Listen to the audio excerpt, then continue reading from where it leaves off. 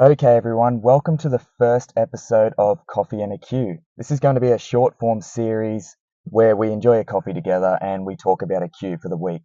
So, because it's the first episode, I'm just going to introduce it slightly, the premise of this series and who I am.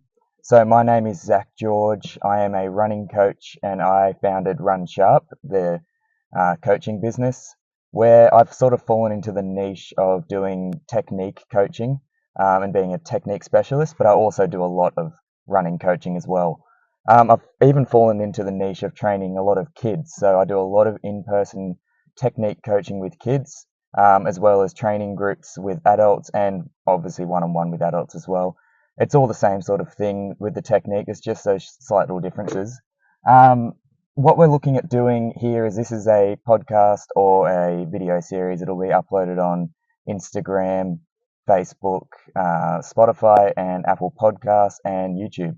So you'll be able to see it wherever, video, audio, we'll make it work. The idea is it's short. We enjoy a coffee together. I'll talk about the coffee I get each time, and there'll be pretty much no editing, hopefully, and it's just hit it, start talking, very short, right off the cuff. So straight away you can hear I have no idea what I'm saying.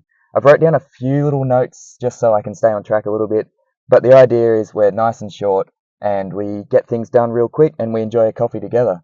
So to start with, I actually went a bit crazy and went just for a bakery coffee today, Bakehouse at Lisero. Um, it's not actually that bad. Bakery coffees can be hit and miss. I like a coffee that actually tastes like coffee, so even if it is slightly bitter, I don't mind that. It's when it tastes really milky is when I have a problem. This one has that classic bakery taste. You can taste the coffee, but it's got that little bit extra aftertaste where you're not too sure what that is. Now, our cue today it was going to be about overstriding and knowing how you are overstriding and how you can self-assess that. But instead, I just had a question from one of my young athletes this morning after our session about how do you know when you're doing too much? So, our cue today is self assessment. Now, this is a big one, so I've got a few notes down just to make sure that we can go through it all because this is different for everyone and it can be presented in so many different ways. So, I've written down some red flags. So, let's just go over the red flags and talk about how they relate back to doing too much or overtraining. So physically, your performance could drop. You're feeling tired and sore all the time, or you have some niggles or even injuries. Look, they can be many different things, but that can come down to overtraining. A lot of time, it does come down to overtraining or technique. Higher heart rate on runs. That's something. If you're finding that at your normal running pace, unless you're going into hotter, humid months, and obviously the weather's changing from winter to summer, that's going to make your heart rate high. But if you're in the middle of winter or still in summer, and your heart rate is getting higher on a long run or higher on an easy run, or you're not able to hold paces in workouts because your heart rate goes through the roof, maybe that's a sign of overtraining. Higher resting heart rate is also one of them, same sort of thing. And poor sleep. If your sleep is dropping, you're getting less, you're finding it hard to fall asleep or stay asleep, those are all physical signs. On the mental side or the emotional side, there's that lack of motivation and mood swings as well. So just think about those ones.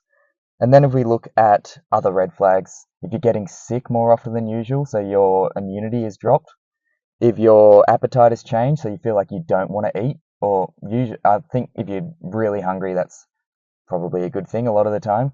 But if you're not hungry at all, that could be a red flag. And then for the women, if you're having irregular menstrual cycle or even losing your menstrual cycle, that is a big red flag. So something to look out for sure. So we look at all of that. What we need to do with the cue is self-assess. So you got to ask yourself, is any of this presenting itself? Which if you're asking the question, it probably is. And then the next part of that self-assessment is actually wondering what your priorities are. So this conversation I had this morning, it was the question of, do you want to improve your running? Is that your top priority? Because if it is, then let's make that our priority and let's get rid of those extra things that don't necessarily need to happen, like extra gym sessions, getting on the bike at the end of a day when you've already done a run in the gym session, and all those little things.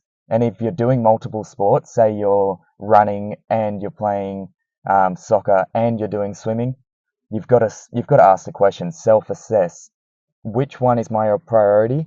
what could I do without? Do I want to, extend myself out over many different sports and suffer in running a bit where you're not getting as much out of as you want and you could possibly get injured, which leads to not being able to run at all or do any of the sports? Am I okay with extending myself out and having subpar performance across them all? Or do I want to minimize my schedule or maximize my schedule even so that I have the highest performance possible in the thing that I want to do most, which I think if you're talking to me and you're in my world, you're probably running. If you're listening to this, you're probably running as the number one. So we need to self assess, ask the question, find out where our priorities are. Then from there, I think the biggest thing is if you're doing this on your own and you're finding it hard to know what to do, do your research or even better, get a coach. Because what your coach is going to do is look at your whole schedule. They're going to see, okay, you do this Monday to Sunday, you're juggling these different things. This is how your sleep is. This is how many steps you're doing a day. This is what your work schedule is like. And find a way to make it all work for you so you can get to your goal. Because we've all got goals in running. We're at A now, we want to get to B. We need to bridge that gap in between A and B. And that's by maximizing your schedule, doing the right sessions, getting the right amount of sleep, fueling yourself properly with your nutrition. That's all important. So we need to get a coach or figure out that schedule, do your research, make sure it's maximized. From there, part of that maximizing that schedule is we need to schedule rest days in this case. Most people should have rest days anyway, at least one, probably two. And that doesn't mean sit around and do nothing. It means active recovery day. So you can still go for a walk. You might be able to do a little spin on the bike, but ideally for these people who are in the thick of overtraining, they probably need to take 2 full rest days in that time and try and get back on top of it. It's also depending how early on you are in this. If you've been overtraining for a long time, you could be too far gone and it's time to take a step back. You might need to take 1, 2, 3, even a month off running altogether. And I don't mean just no running at all, but to dial it back. It might be 2 or 3 days a week, dropping all sessions, dropping the long runs and just trying to get that bit of enjoyment back and get the body back to being able to do things properly. So you're dialing things way back and then very slowly introducing running. And again, I think you need a coach to get back into that running because it's very important that you don't just go straight back to overtraining and those red flags. But if you've caught it early, which I hope you guys have, it's just about maximizing your schedule in the way of minimizing everything outside of running and doing the running properly. So we do all that, and that's our cue, self-assessment. Ask yourself these questions, make that assessment, make that judgment, and keep asking yourself those questions throughout your training program. We need to be constantly self-assessing. So that's my short, whatever we call it, on how to identify overtraining or overdoing it. Because there's overtraining in running and then there's overdoing it in general. So that's sort of all those red flags that we talked about covers all of that.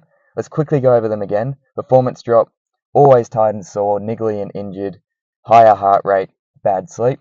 They're all those physical signs. If your motivation is low and your mood is low, those are emotional sides or mental sides.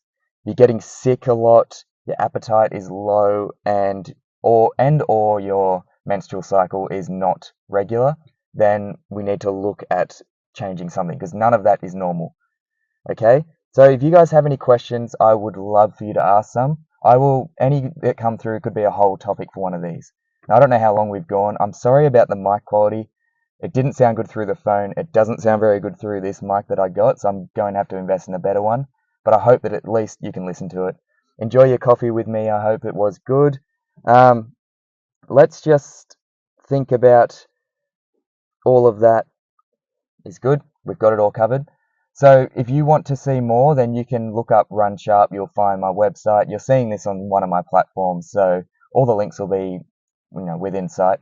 So I really hope you guys enjoyed this first one. It's a bit all over the place. I will get better at it. But this was Coffee in a Queue. Thank you.